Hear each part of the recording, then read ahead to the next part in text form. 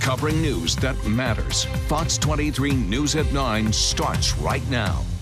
Saying that it's not right to love who you love. It's not right to be who you are. So it is hate.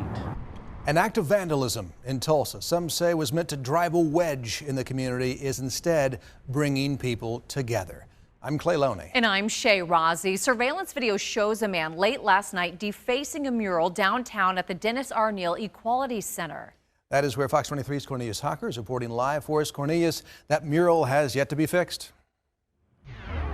Yeah, Clay, the Equality Center is already working with the artist to get this vandalism cleaned off. And I want to show you a little bit of what that vandal did. You can see right here, he drew random lines on Lynn Riggs's mouth area, and then he wrote the word abomination. And then come down here, he drew on this sign.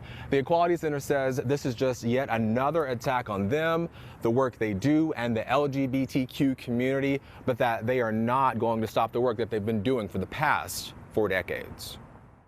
Covering news that matters. Fox 23 News at 10 starts right now.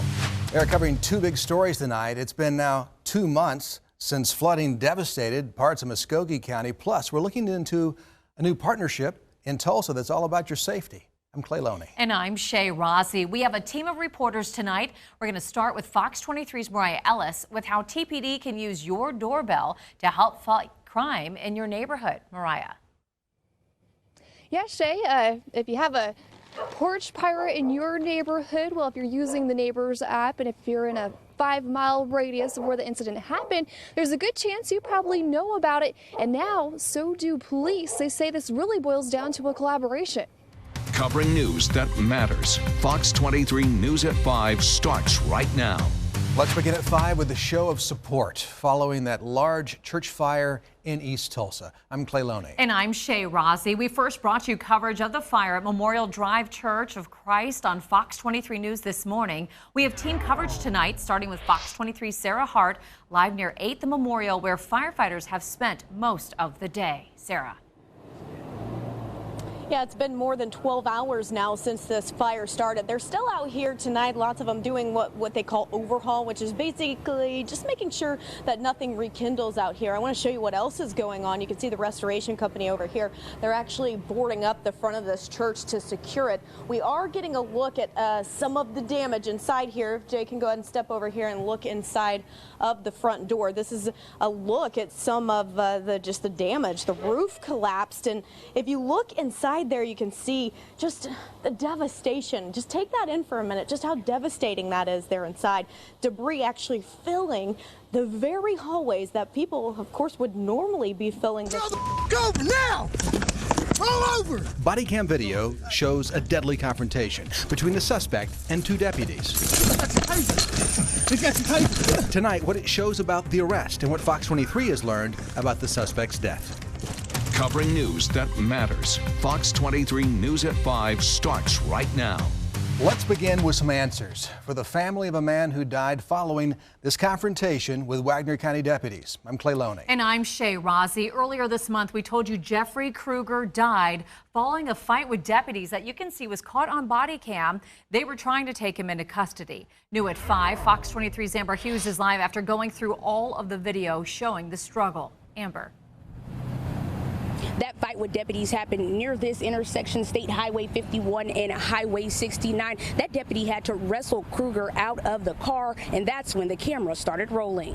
Now, to a developing story involving a home entirely destroyed after 2 fires within hours of each other. First showed you this scene near 59th and North Peoria on Fox 23 News this morning. Fox 23's Sarah Hart's reporting live for us after spending the day looking into what happened there. Sarah, authorities say at least one of those fires is suspicious. Clay, I really want to put this into perspective for you. Google Maps has a picture of what that house used to look like. You see it there. I flip over. That's a picture I took today of what is left of that house. I talked with investigators. They say they truly believe that this second fire at least is arson, but they say that it is going to be terribly difficult to prove that. Covering news that matters. Fox 23 News at 6 starts right now. You say you're just basically sick of all the crime and shooting. Every day when there's drama. We are now hearing from a North Tulsa business owner after a woman was gunned down outside his store overnight. I'm Clay Loney. And I'm Shay Rossi. Now you can see the chaos after the shooting right here in this surveillance video. Witnesses are trying to come inside for safety there. Now police say 47-year-old Seconda Boyd you see here was killed. Fox 23 Sarah Hart reporting live for us from Nathy's Food Mart, where the owner, as we just heard, says he's tired of all the crime, Sarah. And this isn't the first time that I've reported on a shooting at this store. In fact, that murder you're talking about, the most recent one overnight, it happened right here in this parking lot. The owner saying that the real problem is, even though he has that sign up right there, people are coming out in groups just to hang out. New at 6, a small business owner says his sprinkler company is facing hard times during their peak business season because thieves stole all their equipment except for a few shovels. The suspects were seen driving this white Ford Super Duty with a trailer loaded up with the equipment. Fox 23's Amber Hughes is live after talking with the Bartlesville business owner who just wants his stuff back. Amber. Mr. Ross had his company's trailer parked outside of his family's business, but it wasn't until he watched that security video when he realized that someone had drove off with his stuff. Covering news that matters. Fox 23 News at 6 starts right now. At all times, especially at this place, we will try to help him in any way we can. Tonight we are hearing from a motel owner who helped Tulsa police solve a robbery. I'm Clay Loney. And I'm Shay Rossi. We told you in June when officers arrested Emily Anderson, Tulsa's most wanted criminal at the time. New at 6, Fox 23 Sarah Hart's reporting live for us with what new court documents reveal. Sarah?